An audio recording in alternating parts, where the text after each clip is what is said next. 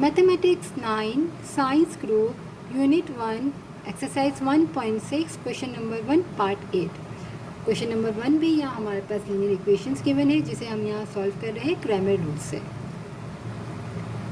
Part 8 यहाँ पर हम क्या करेंगे, सबसे पहले हम यहाँ पर मैट्रिक्स बनाते हैं। तो ए मैट्रिक्स जो हम बनाते हैं वो हम वेरिएबल वाली टर्म जो लेफ्ट हैंड साइड पे यहाँ पर दो वेरिएबल्स है एक्स और वाई, तो ए मैट्रिक्स जो बनाएंगे हम इन वेरिएबल वाली टर्म्स का बनाते हैं। तो ये 3 है हमारे पास, यहाँ पर कोई नंबर नहीं एक्स का, इसका मतलब 1 है, और यहाँ -4 है और ये +2 है। तो ये हमारा ए मैट्रिक्स हो गया। अब इसके बाद दो मैट्रिक्स हम और बनाएंगे, ए एक्स मैट्रिक्स और ए वाई मैट्रिक्स। ए एक्स मैट्रिक्स में हम क्या करेंगे, एक्स वाई टर्म की जगह पे हम यहाँ पर जो कांस्टेंट टर्म है राइट साइड पे जो वेरिएबल के बिगर है वो यहाँ पर पुट करेंगे जब हम ए एक्स मैट्रिक्स बना रहे हैं। और जब ए वाई मैट्रिक्स बनाएंगे तो हम वाई वाई टर्म की जगह पे ये कांस्टेंट टर्म को पुट करते हैं। और बाकी हम क्या करेंगे, जो ए मैट्रिक्स में यहाँ पर जो सेकंड टर्म थी वो हम लिख लेंगे, और इसी तरह ए वाई मैट्रिक्स में ये वाली टर्म जो ए मैट्रिक्स की थी हम वो यहाँ पर लिख लेंगे।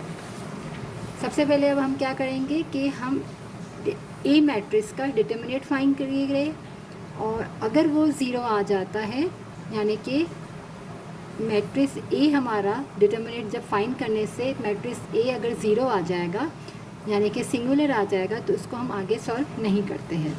और अगर वो हमारी वैल्यूज़ आ जाएगी नॉन सिंगुलर होगा तो हम आगे के दो जो है वो डिटर्मिनेंट भी सॉल्व करेंगे और फिर इन वैल्यूज़ को हम क्रैमर रूल के फॉर्मूले में पुट करेंगे। तो ए जो हमारे पास है डिटर्मिनेंट फाइंड करेंगे तो 3, 1, -4 और 2। डिटर्मिनेंट हम कैसे फाइंड करते हैं कि 3 को हम इससे मल्टीप्लाई करेंगे क्रॉस में और -4 को हम 1 से मल्टीप्लाई करेंगे। तो 3 को मल्टीप्लाई करूँगी मैं 2 से, यहाँ पर फॉर्मूले में नेगेटिव साइन होती है, और -4 को मल्टीप्लाई करूँगी 1 से। तो 3 2 6 minus into minus plus 4 1 4 is equal to 10। तो ए डिटर्मिनेंट जो है हमारा 10 वैल्यू आ गई, इसका मतलब ये नॉन सिंगुलर है। तो इसको हम ए एक्स मैट्रिक्स को भी सॉल्व करेंगे और ए वाई को भी सॉल्व करेंगे। तो इन दोनों का भी हम डिटर्मिनेंट फाइंड कर लेते हैं। 4, 8, -4 और 2। तो 4 को मैं 2 से मल्टीप्लाई करूँगी माइनस, और -4 को मैं 8 से मल्टीप्लाई करूँगी। तो 4 2 8, माइनस इंटू माइनस प्लस 4 8 32।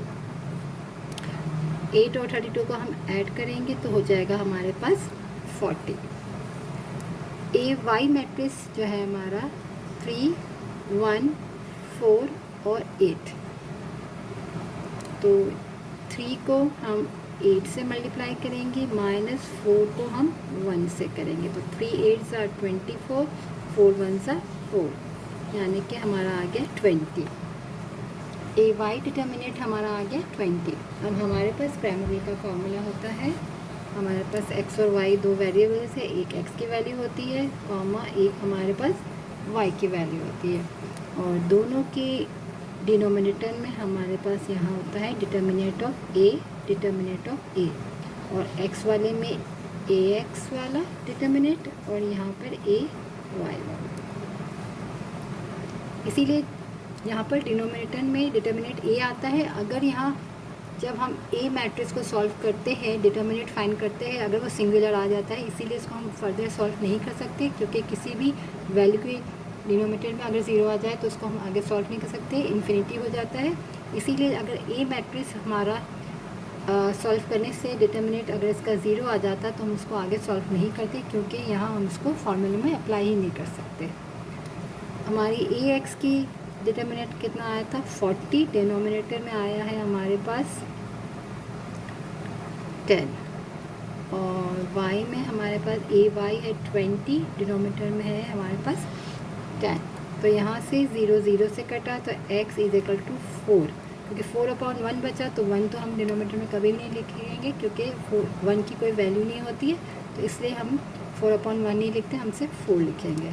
इसी तरह यहाँ भी 0 से 0 कट गया तो यहाँ पे 2/1 बचा, तो हम सिर्फ क्या लिखेंगे 2। तो x की वैल्यू 4 आ गई और y की वैल्यू 2। आंसर।